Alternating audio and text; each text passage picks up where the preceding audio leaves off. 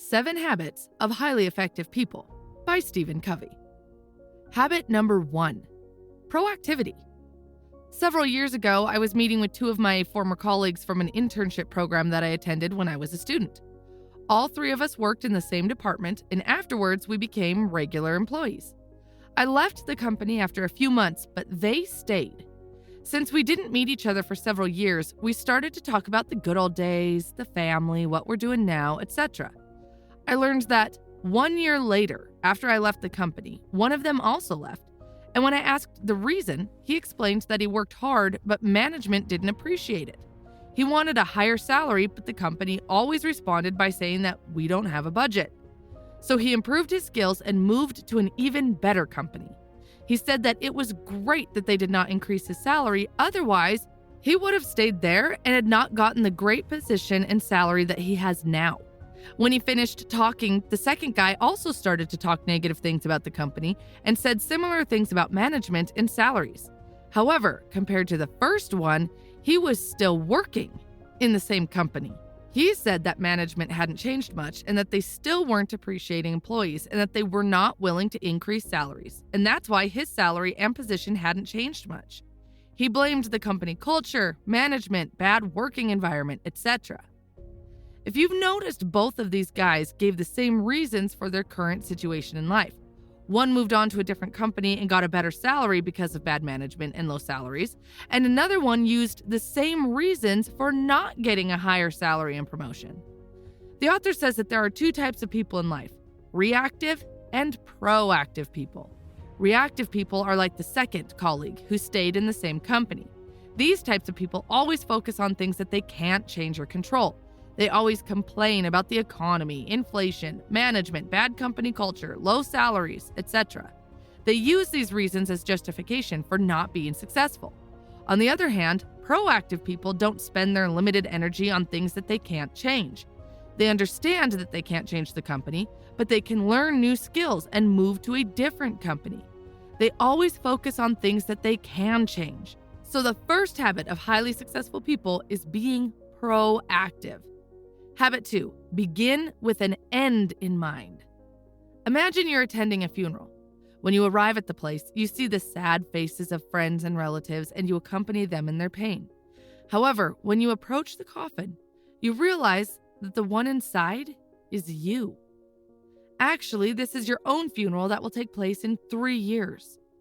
Then you start listening to what friends, coworkers, and family say about you. How would you like to be remembered? Think about how you want your life to be during those last 3 years of your life. What kind of friend would you like to be? What kind of boss? What kind of husband or wife, father or mother do you hope to be? What achievements do you want people to remember about you? How would you like to influence the lives of the people around you? The second habit is to start by having a clear idea about your destination, goal, or objective. This habit involves reflecting on whether each of your daily acts are compatible with the goal you want to achieve. When you have the end goal in mind, then it becomes easier to say no to the things that do not get you closer to your end goal. Unfortunately, many of us fail at this and our daily actions do not match with our end goals.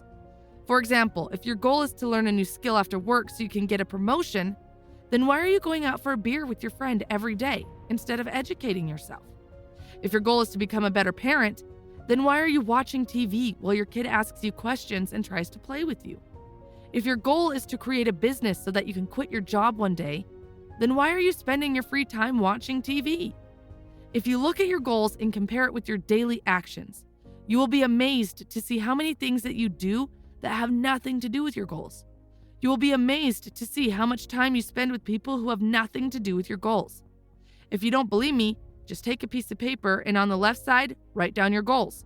And on the right side, write down all the things you do within a day, such as people you meet, projects you work on, YouTube channels you watch, etc. If you do this for 1 week, you will easily see how most of your daily actions have nothing to do with your goals, but you still keep doing them anyway. Habit 3, prioritize. Many people's priorities are family, starting a business, educating their children, but none of their actions have that direction. For example, you cannot spend quality time with your family if you have a strenuous workday and you use your free time to watch the entire season of your favorite Netflix series. As a tool to establish priorities, the author shows the time management matrix in the book. This matrix can help you separate the important from the urgent. In Quadrant 1, the urgent and important are matters that have a deadline, things that require immediate action.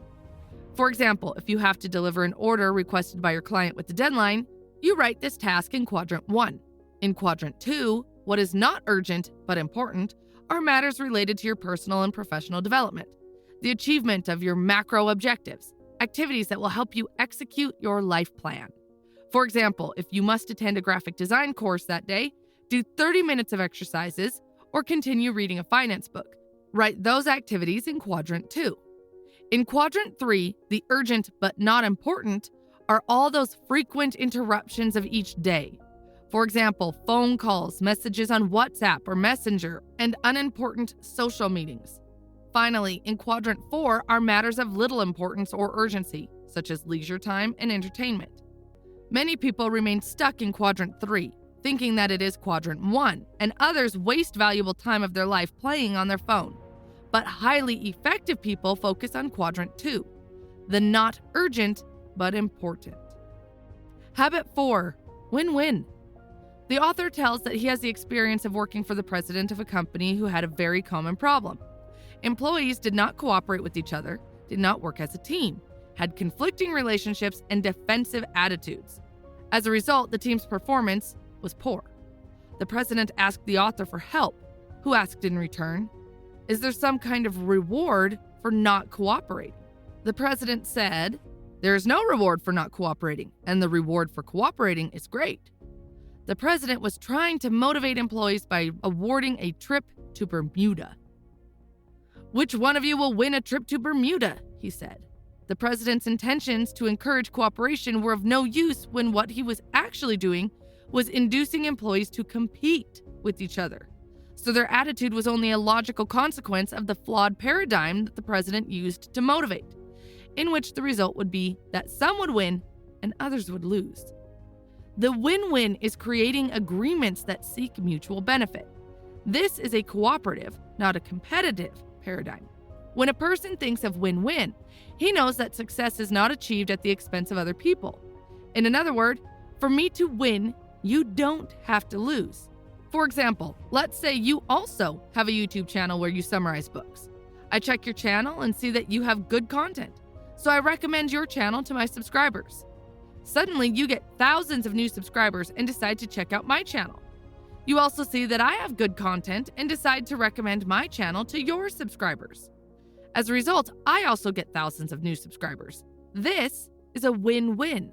Both of us get new subscribers, plus our audiences discover new videos. Habit 5, seek first to understand, then to be understood. Imagine that you have vision problems and you go to the ophthalmologist. You tell the doctor your problem and he just gives you glasses and asks you to wear them. But when using them, you realize that they don't work for you and you tell the doctor.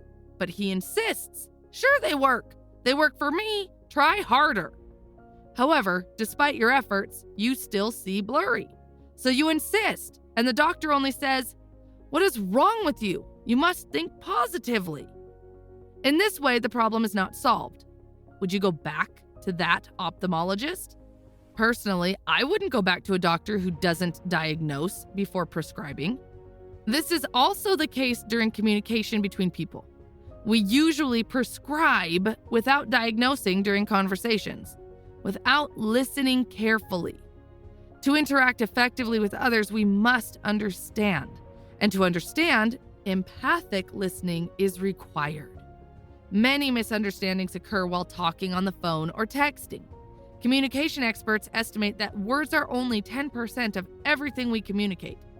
30% corresponds to tone and other sounds, and 60% we communicate through body language.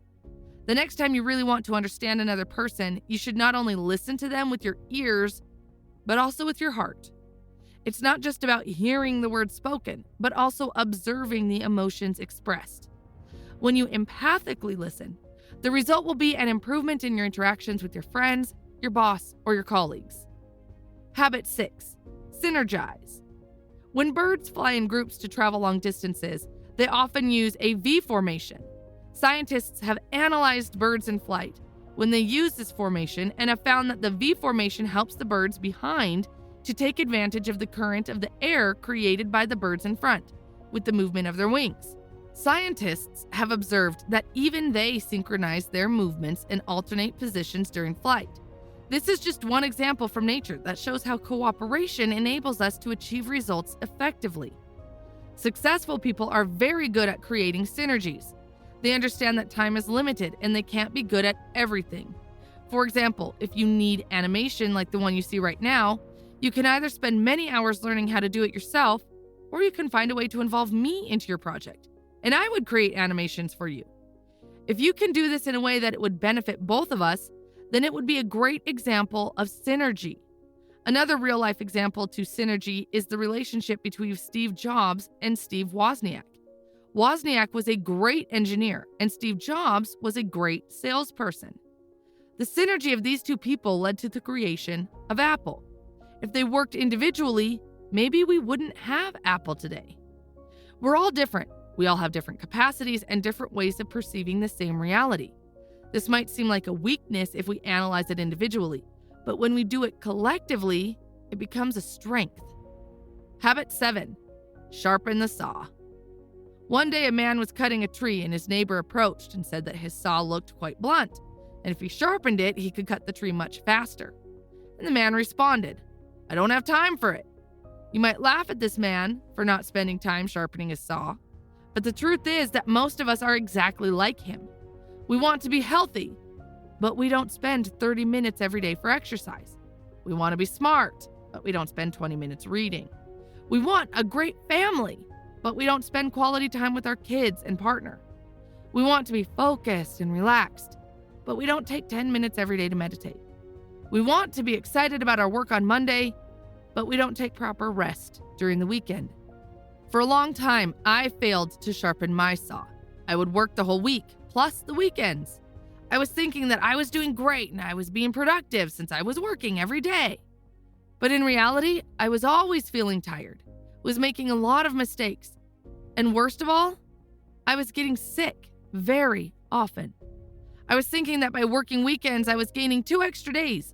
But the truth is that I was getting sick so often that I was spending many more days in bed, or I was getting so tired that I couldn't produce anything valuable. Those 2 days I was gaining from weekends were soon being erased by sick days or unproductive days. I learned the hard way that rest days are as important as your normal working days. As you plan your working days, you must also plan your rest days in advance. We are all in a hurry and we all want to get a lot of things done. And that's why we push our body to its limits and forget to sharpen the saw. Our body has its limits, and when you reach them, your body says, "You know what? I'm not playing it anymore. Go to hell." I had a friend who worked hard for a company in an office sitting in front of a computer. His boss always complimented him because my friend was one of the most productive workers in the company. As time passed, my friend gained weight and his health deteriorated. His absenteeism increased and his productivity decreased. His boss recommended that he start a daily routine of physical exercise, but he replied, "I don't have time to exercise." This continued until my friend lost his job and lost his health. This is an example of how focusing on what is urgent makes us unable to deal with what is truly important. Sharpening the saw means managing the resources you have to achieve your goals. And the main resources you have are your body and your mind. Properly distributing your time throughout the day to attend not only to the urgent, but also to the important will help you lead a much more balanced life. Thanks for watching.